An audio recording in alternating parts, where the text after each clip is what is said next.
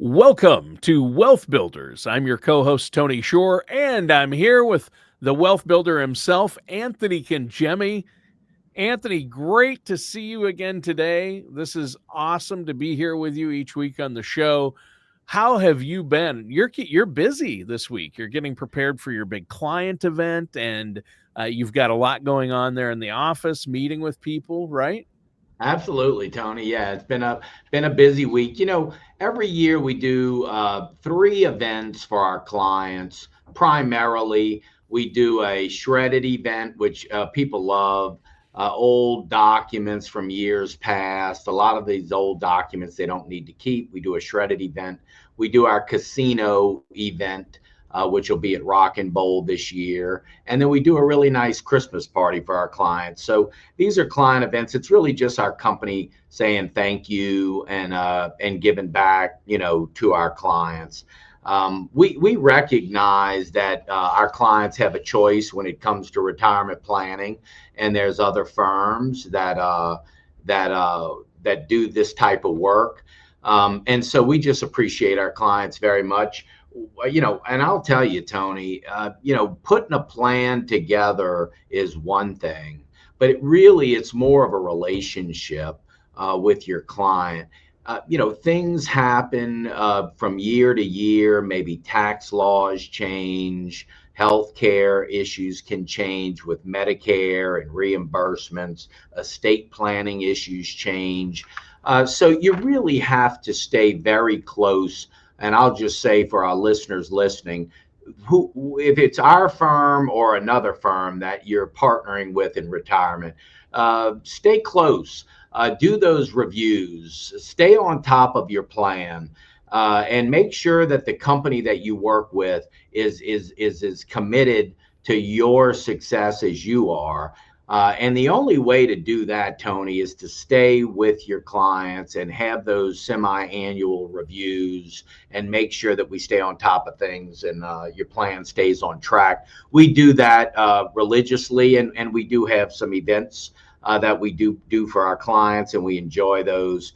But yeah, we've been busy as well, Tony, with just working with our clients day to day. We're in, of course, September. And so this final quarter of 2025 is last quarter of this year, and starting to plan for end of the year stuff. And so that, of course, is also very important as it relates to just keeping on top with planning and making sure that those uh, uh, end of the year, oh, well, sorry, Mitch, even though you're not there. That's okay. And end of the year objectives are met. Yeah. Well, and what you said before, it ties into that because one of the things that our listeners and viewers obviously need to do before the end of the year, touch base with your financial professional. Hopefully, you're working with a financial services professional who's a fiduciary, a financial planner, someone like yourself. And if you need a second opinion or you're not working with somebody, they should pick up the phone and give you a call there at Crescent City Retirement Group, because this is what you do. You help people with their finances and you look at the big picture. How do taxes fit in with your long-term plan? How does healthcare fit in? And there's a lot going on and a lot our listeners need to do between now and the end of the year. And that time is going to fly by. That's why we're talking about it already in September. A lot of times we'll do an end of the year episode and you do it in November or December, and by that time it's too late for a lot of these things. So I think it's important we talk about it now, but that's the first thing on your list, isn't it, Anthony?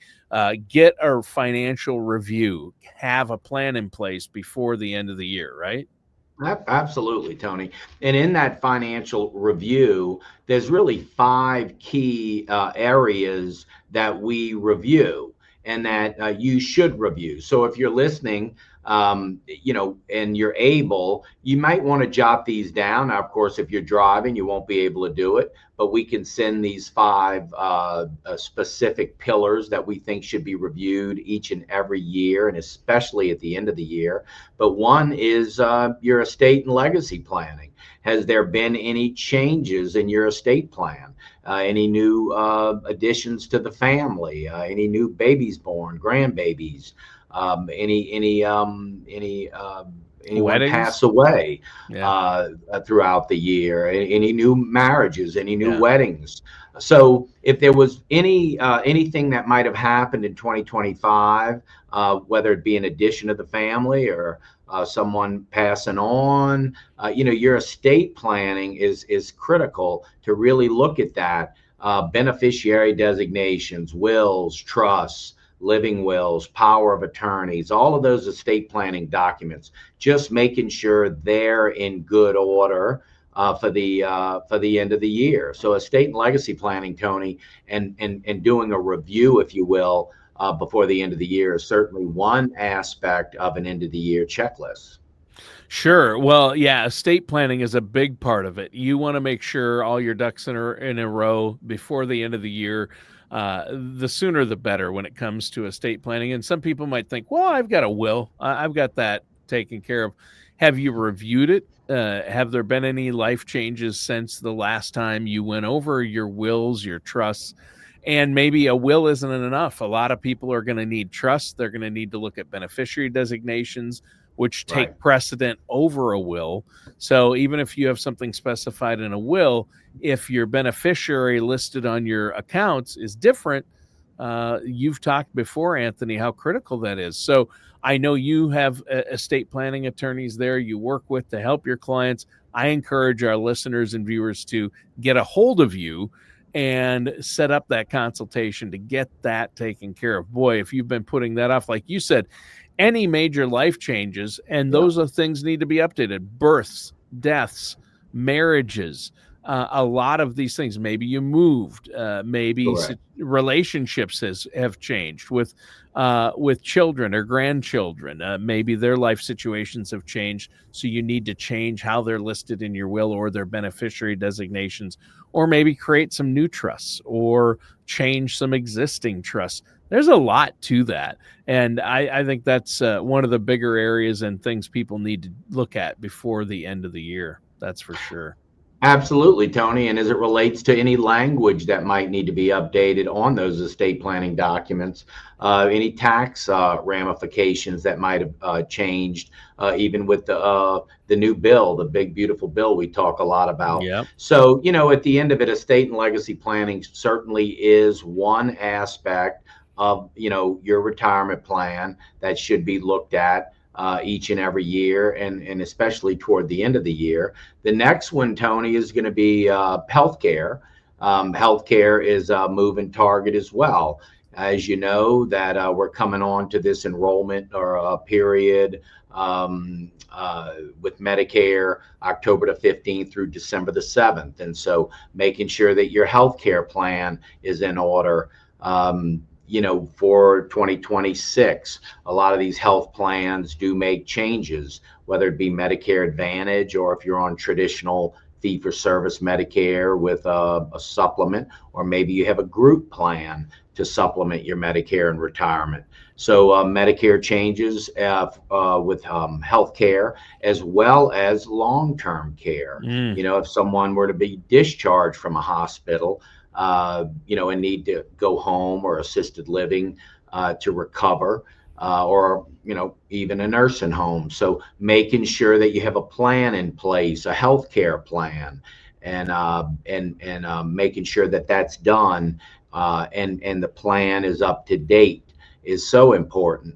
Jumping back to Medicare every year, with prescription drugs, all these drug companies have formulary lists, and maybe looking at the 2026 formulary list, making sure that the medicines that you're on this year in 2025 that might have changed throughout the year, want to make sure we have the best drug plan that we can have for 2026. Now, again, October the 15th to December the 7th and you'll start getting, if you haven't already, for our listeners, start getting, a lot of, see a lot of commercials, if you will, and stuff in the mail from all these different healthcare companies that are letting you know, hey, this Yep. is the, and so, but working with a firm to help, decipher all that information. Sometimes it's very confusing for people to think, well, what should we do, or should we do anything? And it's almost like the whole deer in the headlight, analogy, where so much is coming at you, you just stand still and freeze, and we Yep. don't you don't want to do that. You want to have a health care review, and that again is something that we certainly want to do toward the end of the year coming up here, to make sure that you have the best plan you can be on for 2026. So healthcare planning, Tony, is another aspect of end of the year planning. Well, it's a big one. And your healthcare planning, you mentioned a number of things there, long term care, overall healthcare. But one of the things that is time sensitive before the end of the year, and that's the annual enrollment period for Right. Medicare, AEP, or annual enrollment period. And that's from October through December 7th, I believe. And Correct. so that's your window to make changes. A lot of people have Medicare Advantage plans. Maybe they need to make a change to that plan, or maybe there's a company that might offer them something better. A lot of people might say, well, my Medicare's been running just fine. Everything's been going fine, but there are a lot of changes to Medicare this year and coming up next year. So you might want to make adjustments. Things change and the offerings change. Sometimes it gets competitive, so you might have a better offering. Healthcare costs are going up. Maybe you need to make some adjustments. So make sure you're working with professionals who will look at the healthcare and the healthcare planning aspect of that. I know, Anthony, they can give your office a call to get that taken care of. That is really important, isn't it? Oh, absolutely, Tony. Healthcare planning is critical. And, a lot of times you just don't know what you don't know. I mean, there are many, many options out there, and just making sure that we do a full review. We know who your doctors are. We know if you travel, we know what meds you're taking. We're just putting all of this, Tony, in a screening platform, if you will, to look at what's available and make sure that Hmm. you just have the best positioning that you can have for your healthcare planning for 2026. So yes, healthcare planning, whether it's medical, hospitals, doctors, as well as prescription drugs, pharmaceuticals, as well as long-term care if someone becomes disabled, all of that, Tony, falls under the umbrella of healthcare planning. So Yeah. then the third thing I'd like to mention, Tony, we talked about estate and legacy planning should be looked into, make sure that we need adjustments if adjustments need to be made. Obviously, healthcare planning. The third we can discuss here that's very important is income planning, Tony. We have to make sure that we have a structured income plan in retirement, and that it is tax efficient. And again, I mentioned the big, beautiful bill earlier. There are some additional um, uh, write-offs, if you will, and additional that couples with your standard deduction Yeah. that can be utilized depending on the your age and the situation. But there are benefits there, and so structuring your income in 2026 and making sure it's the most tax efficient that it can be, that's going to be real important, Tony. So income planning, maximizing Social Security, leveraging pensions and annuities, investment income planning that is tax efficient, and using the current, of course, the Tax Cuts and Jobs Act was extended. Now we have these additional benefits with the new bill. So tax efficient income going into the future in 2026 is also something that really should be looked at before the end of the year. Oh, yeah, for sure. And I think that obviously all of these things tie together, but income planning, whether you're in retirement or planning your retirement ahead of time, and hopefully you are planning ahead of time and working with a financial professional like yourself. But there are so many moving parts when it comes to that. And it's just like you mentioned with healthcare and estate planning, with income planning and retirement planning. a lot of people have what they call paralysis by analysis. It just gets to be too much, so people just, it's like, "Oh, I don't understand that. I don't understand that," so they put it off or don't do it, and that's not the way to do it. And a lot of these things, you're on a timeline, especially if you're thinking about retiring next year. That needs to be part of your end of the year planning for sure. You've got to make sure your ducks are in a row. Even 2 or 3 years down the road, now is the time. I'll tell you that. And all they have to do to get a solid plan in place that incorporates everything we're talking about: Medicare, healthcare, long term care, estate planning. To get that plan in place, they can just go to Crescent City Retirement Group. And that's why you've assembled a great team there. You work with trusted professionals, CPAs, attorneys, yourself, a licensed financial fiduciary who's going to look out for their best interests and make sure that they are in the right spot and their money's properly allocated. I mean, that's huge, isn't it? Oh, absolutely, Tony. I find over the years of working with retirees, really now since 1992, Wow. it's always intrigued me as to why some people are just so enjoying their retirement and living their best life, and then others, not so much. And Tony, after this looming question I would have, with even with my own clients, saying, well, what's the difference here? Why are some people living in retirement and really enjoying their retirement, and it's a fulfilling thing, that fulfilling chapter of their life, which it should be, right? I mean, they've worked very hard to get there. I mean, it's really disappointing to see that some people really aren't living that fullness that they could be living. And Tony, after asking myself that question and being with retirees for so many years, as I said, since 1992, I've really come up with three things that I find to be evident in the people that are really enjoying their retirement. And I'd like to share them, Tony. Okay. The first one is what we're talking about here. Just having a plan, Yeah. having a good financial retirement plan, having their ducks in a row, as you said, with their estate plannings in order, their investment strategy, income, healthcare, and tax strategy is just all working together. And they are confident in their plan, they review their plan, and they know financially they're okay. They're in good shape. So they know their ducks are in a row. That's the first thing, Tony, and that's first and foremost.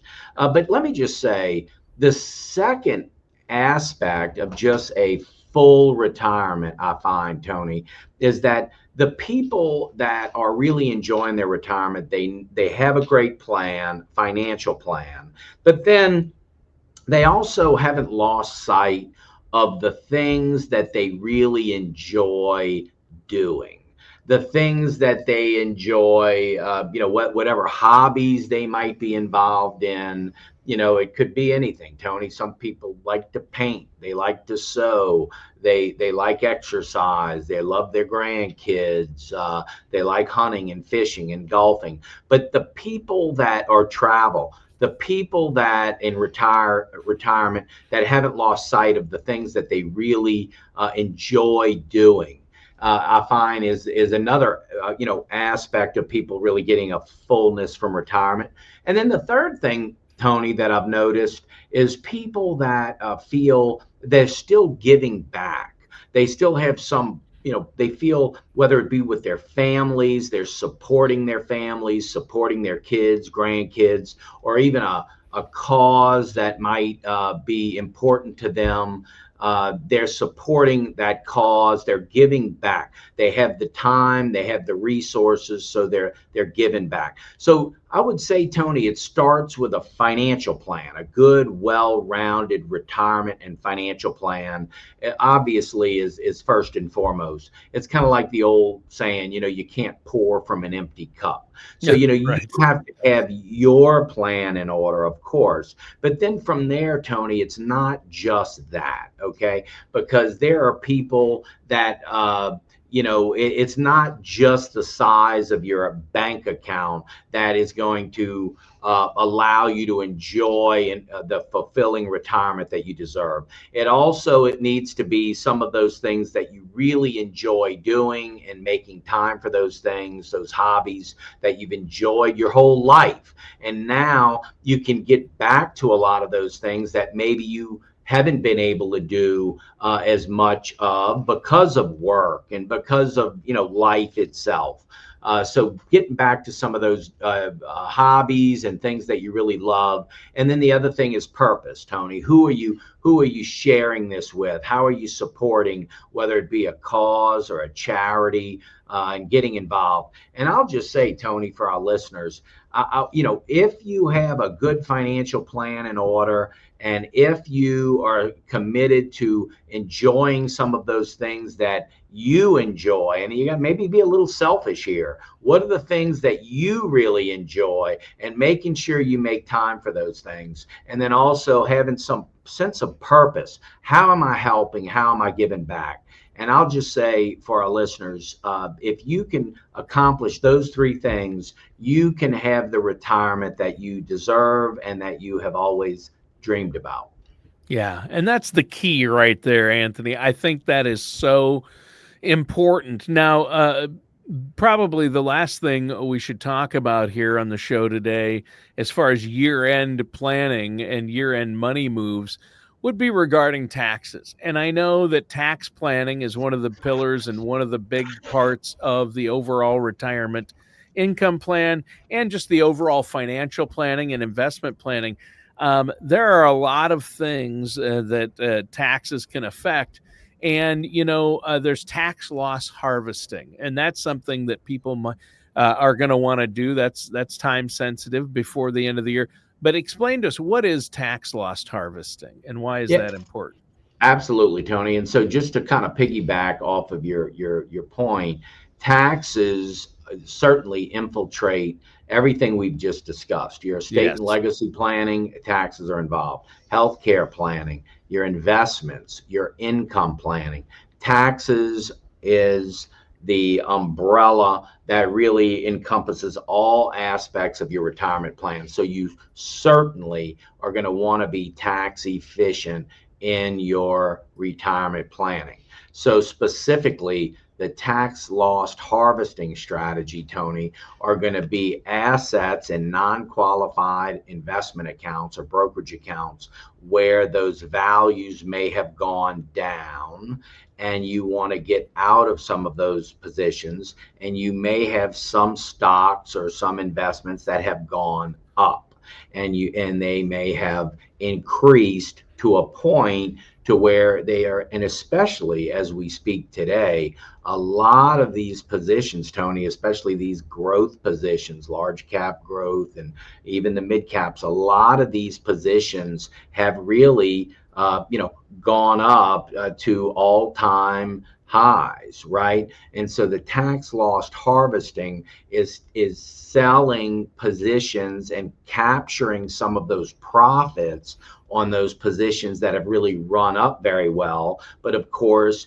you may be creating a capital gain or a capital gain tax on the positions that have run up. But if you have positions that have gone down, some of the positions that haven't done as well, the harvesting part is selling off the positions that have done very well, kind of like weeding your garden.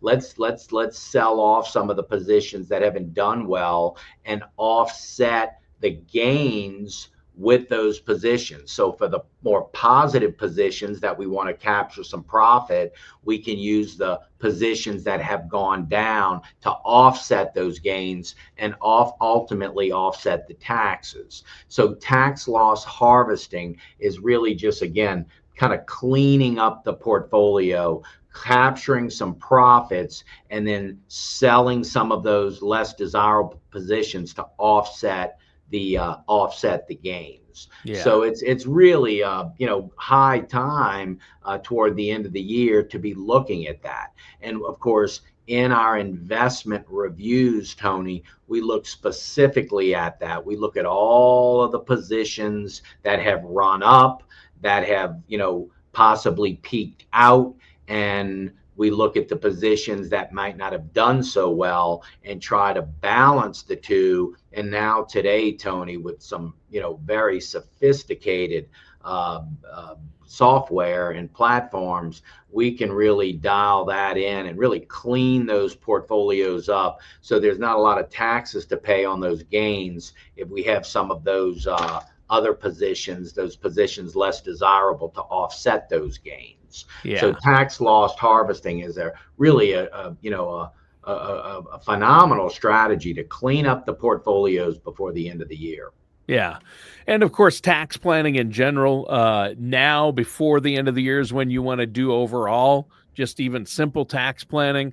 But I know you work alongside CPAs and tax professionals to help your clients, and you can help our listeners as well by scheduling that no charge, no obligation consultation with you. So before we go, we're almost out of time. How can our listeners, Anthony, get a hold of you? Yeah, absolutely. So, if you're out here listening and you'd like to get a second opinion on your retirement plan, we'd love to provide it for you. You can simply go to crescentcityretirement.com. All of our information is there to schedule that no cost and no obligation consultation, retirement planning, second opinion before the end of the year. You go to crescentcityretirement.com, or just kind of do it the old fashioned way and pick up the phone and give us a call, please, at 504-828-2171. That's 504-828-2171 for that no cost second opinion on your overall retirement plan. Really, doing that before the end of the year can be, really a major difference in how you are able to go into 2026. You want to go into the new year prepared. There's been a lot of changes over this last year, and certainly you want to make sure that your retirement plan has been stepped up and made sure that it's all it can be for the new year. Yeah, I think that's great, Anthony. And you've given us a lot to think about today, a lot of great information, very educational. Again, listeners, pick up the phone, give Anthony a call and the team there at Crescent City Retirement Group. Anthony, thanks for everything. Listeners and viewers, thanks for tuning in. That does it for today's episode of Wealth Builders with our host, Anthony Cangemi.